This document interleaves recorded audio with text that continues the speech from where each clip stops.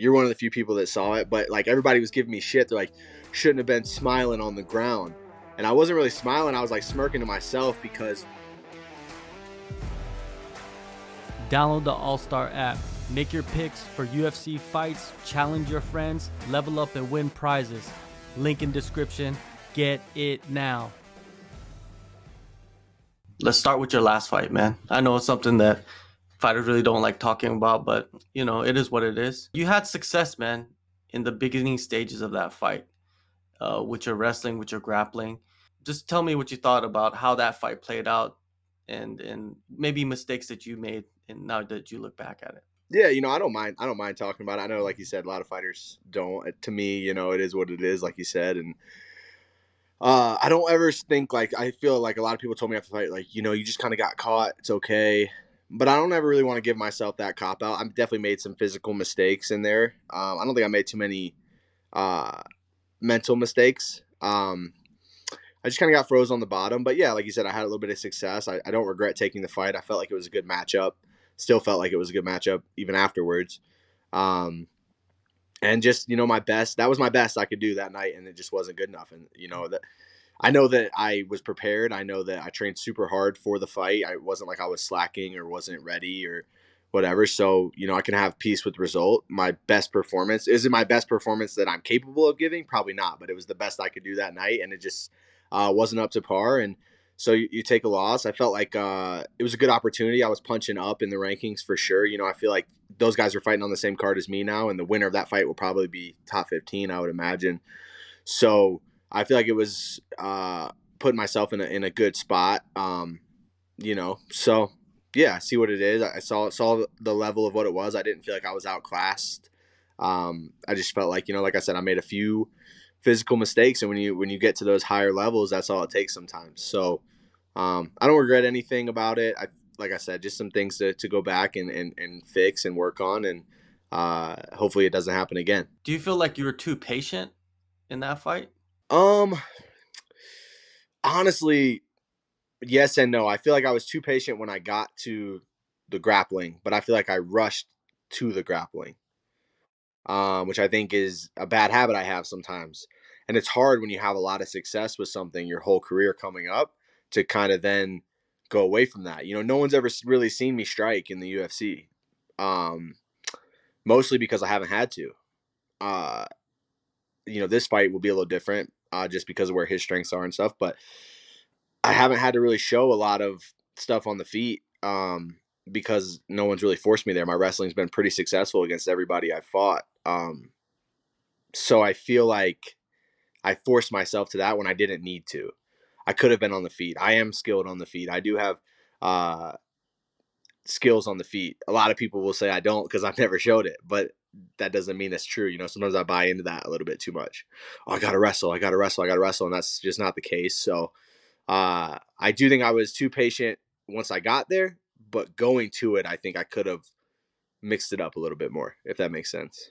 One thing that sticks out about that fight is that your opponent grabbed the fence and the ref just gave him a warning. I feel like that's something we need to talk about more, is fighters using that fence to their advantage and not being penalized, because it changes the dynamics of that fight, man. And he grabbed it like legit, like he grabbed it like full hand. Yeah, it definitely changed the spot. Like you're one of the few people that like noticed that. I would never say anything about that. You're one of the few people that saw it, but like everybody was giving me shit. They're like, shouldn't have been smiling on the ground.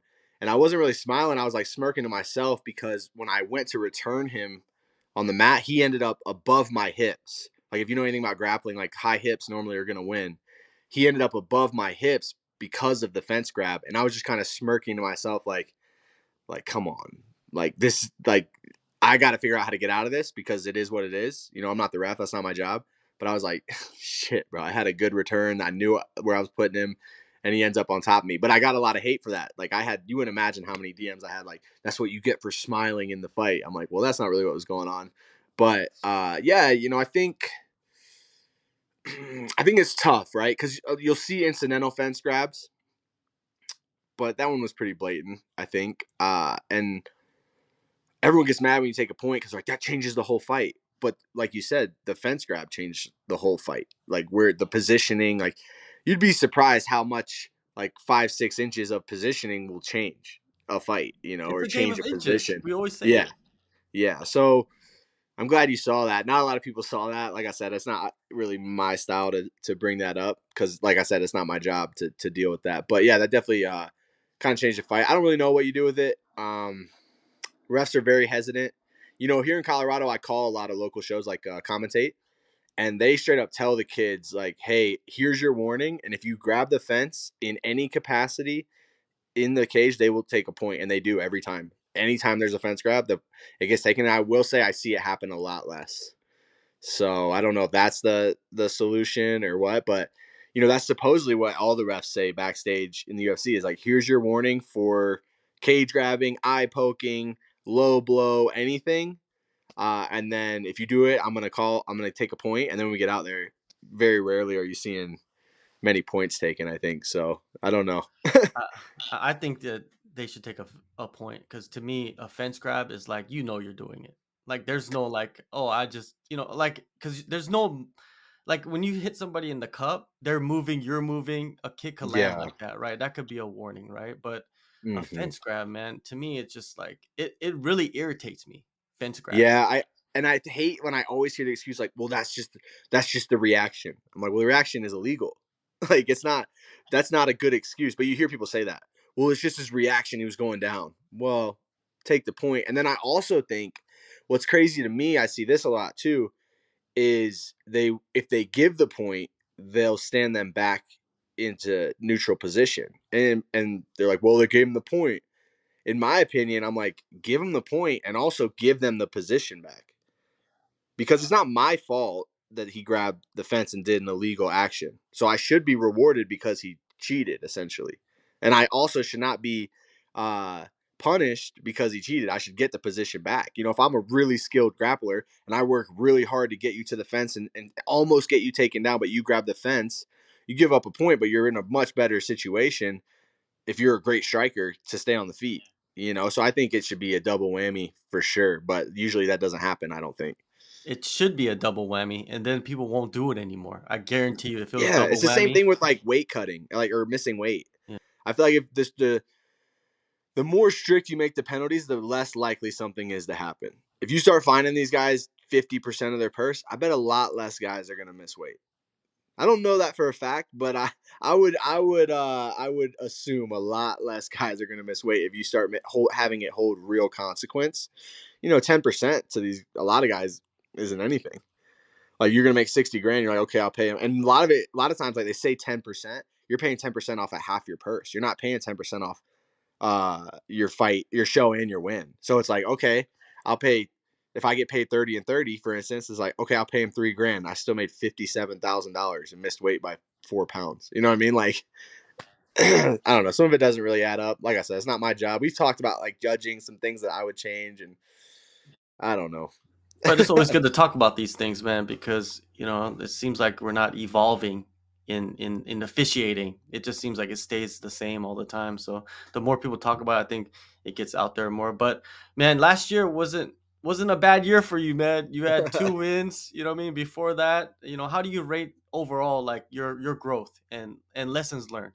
Oh, I think it was good. I think I was really able, and I think this fight will show it a lot. But I was able to hide behind wins, like increase my skills, get a lot more well-rounded and better behind wins, which is a good thing. You don't want to be trying to learn on the job behind losses because that's a hard thing to do. So I feel like I did a really good job of putting myself in a situation.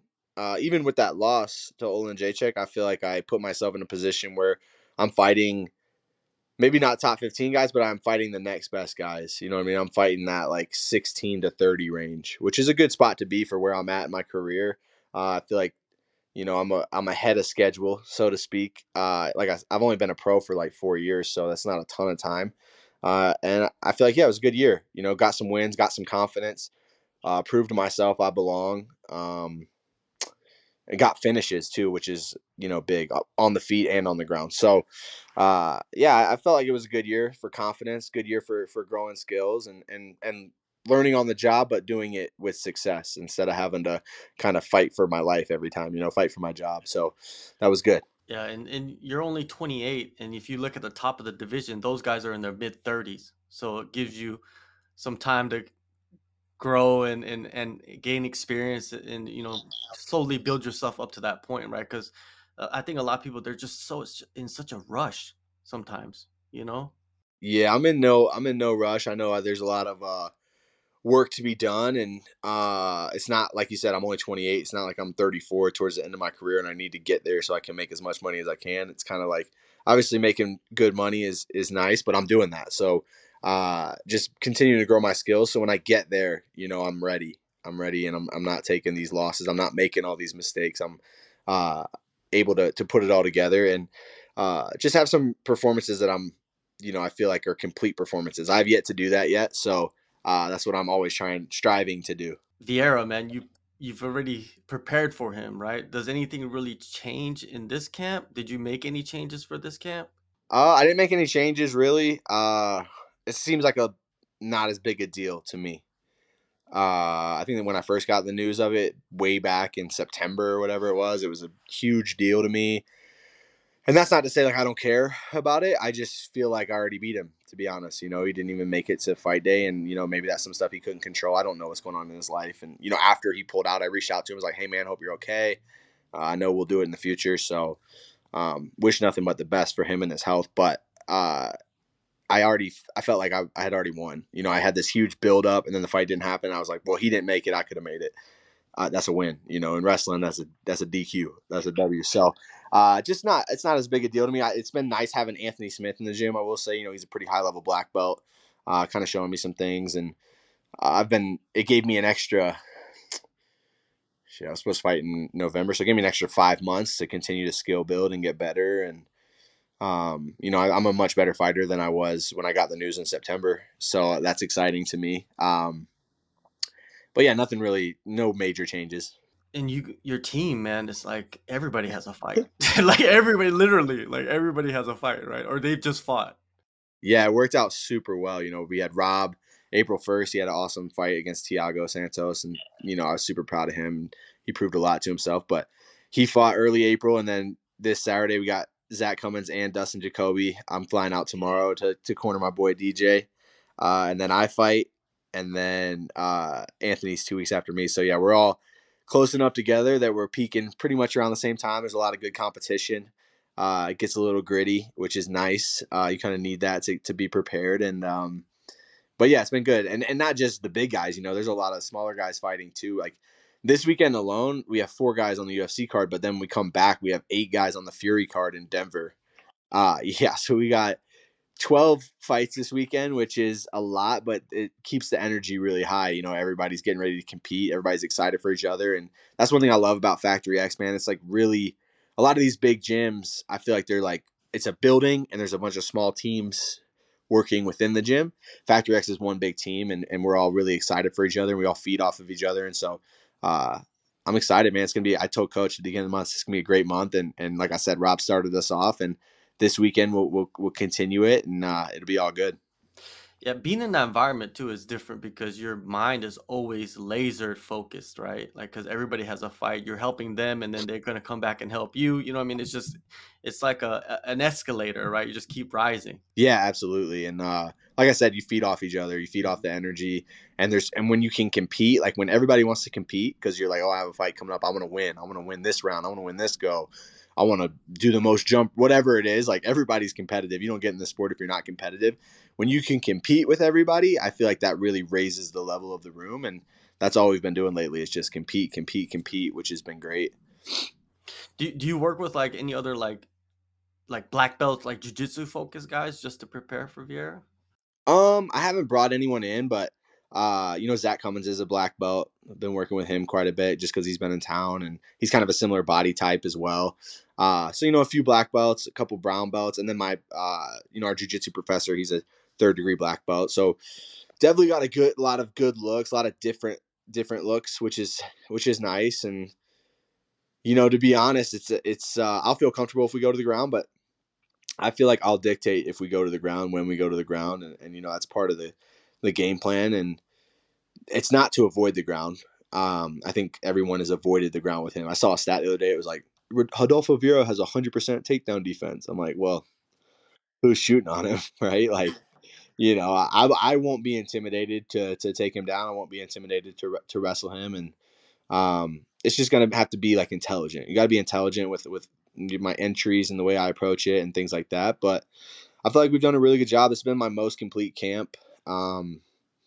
Everyone always says my best camp, my best camp. It feels like my best camp, but what I do know for sure is it's my most complete. I've been working with the sports site guy out of the UFC PI, and he's helps me a lot. And then I also have like a life site guy. I met him doing physical therapy. Actually, he's a student, so he's young like me, but he's a paraplegic. His name's Hyon.